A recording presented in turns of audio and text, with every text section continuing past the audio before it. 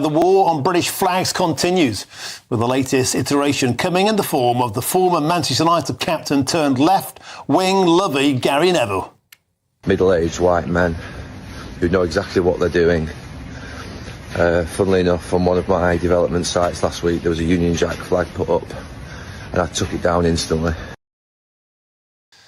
There you go, ashamed of the flag perhaps. Well, the war on Union flags doesn't end there, because this Wednesday, Tower Hamlets Council, yes, Tower Hamlets, is set to vote on a motion that declares the Operation Raise the Colours campaign as an extreme far-right campaign. And this, of course, is the very council that took down dozens of Union flags while having let Palestinian flags hang over their area for many, many months. In fact, I put it to you, for well over a year. Well, I'm joined in the studio by the Pink Ladies campaigner, Orla Minhane, and of course, GB News' senior political commentator, Nigel Nelson. Orla, welcome to Westminster. Pleasure to have your company. Thank you, Martin.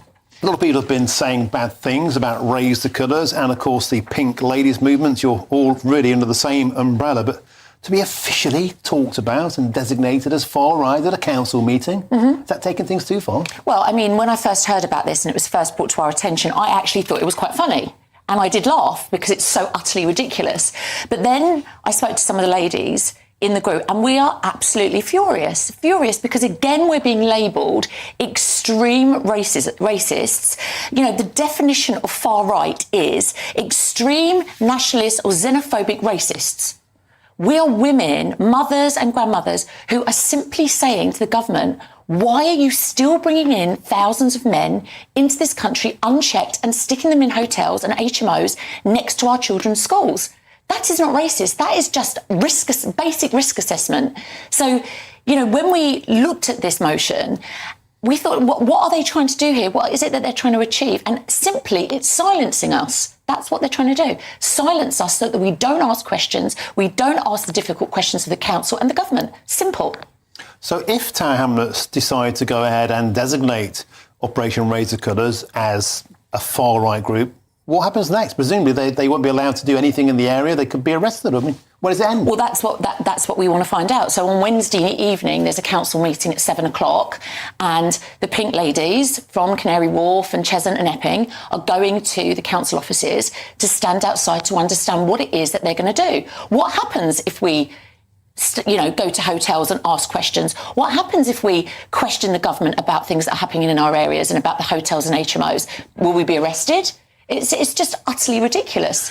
It's symptomatic of a nationwide issue, I believe, that there seems to be only an issue with a certain type of flags. Correct. I mean, I commute through Tower Hamlets, and I've got to say, for well over a year, Palestinian flags were flapping straight after October the 7th, 2 years ago. They were flapping even on some council buildings, and they were there for a long, long time. So long, some of them were torn in the wind. They've been there ages, that's my point.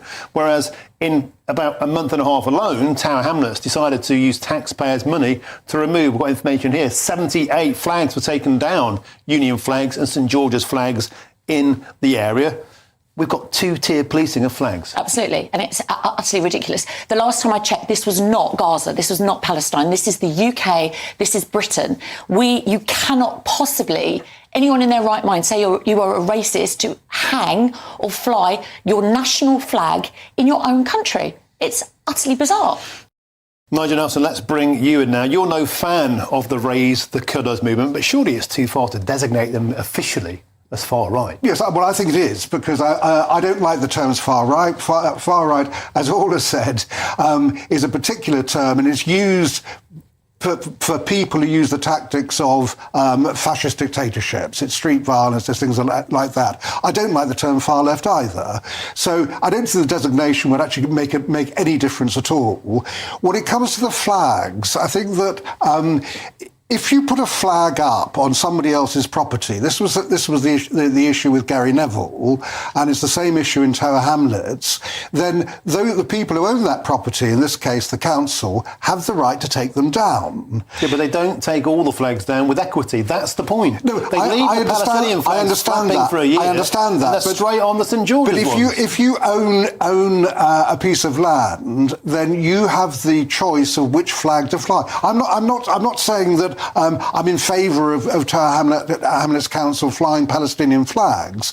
What I'm saying is they have a right to do so. But do they, though? Sorry to interrupt, but do they? Because they are a British council paid for by British taxpayers. Yeah. So why should they then have a flag, a Palestinian flag, instead of a British flag? It just doesn't make sense. Tower Hamlets is a weird place because they're their own political party too. So it is strange. But the whole thing is they were elected by the voters to make decisions. And if they make a decision that they want to fly Palestinian flags or Ukrainian flags... But that's not the point, Nigel. The point is this. They can take flags down willy-nilly. Clearly, they're not offended by all flags, they're offended by some flags. The clear difference of point here, if you designate an organisation that operates outside of your constituency, outside of your postcode, because Razor Cutters is nationwide, if Tower Hamlets takes it in their knowledge, in their wisdom, to designate this movement as far right, that has nationwide implications. The people that run this organisation... Why does that have nationwide implications? Because they're getting threatened on the streets. They come on my show. I've had them in. They're getting called Nazis, fascists. They're scared of their safety. Words have consequences. Calling them far right, how can that help? Well, it doesn't help, but that is my point about I wouldn't designate the pink ladies, I wouldn't designate the people that we've had in the studio who put up flags as far right. But the fact that they do so at Tower Hamlets, they are entitled to have that opinion. No, I don't know. That is the free speech. That's the free speech argument. But the free speech only seems to work one way. It doesn't work in our favour. It only works in their favour. No, it does work both ways. I mean, you are able to go and protest outside asylum hotels. Well, we won't be if this motion goes through on Wednesday. That's the whole point. So the thing is that we're concerned about, if this happens on Wednesday and it's allowed to happen, where else is it going to happen? Is it going to happen in Rotherham and in Birmingham and in Coventry and all those areas that would be considered multicultural? Are we then going to be shut down in all of those areas? Because then what happens is once you're shut down and your speech is shut down, then you can't ask questions. And when you can't ask questions, then you get the same scenario as the rape gang inquiry, where people are shut up for 20 years and the truth never comes out. That's dangerous. Yeah. Very, very dangerous. I mean, I'm not arguing for free speech to be shut down, and you have the right to free speech as much as anybody else. Where the narrow argument was that it was over the land where flags go up. OK, we have to do there. A superb debate. Thank you very much for coming in. And please let us know how the council meeting goes on Wednesday. That's the Pink Ladies campaigner, Orla Minhane, and, of course, Nigel Nelson. Now, a spokesman for Tower Hamlets Council, leading party, Aspire, told GB News this. We are aware members of the public have been putting up St George's flags on various structures.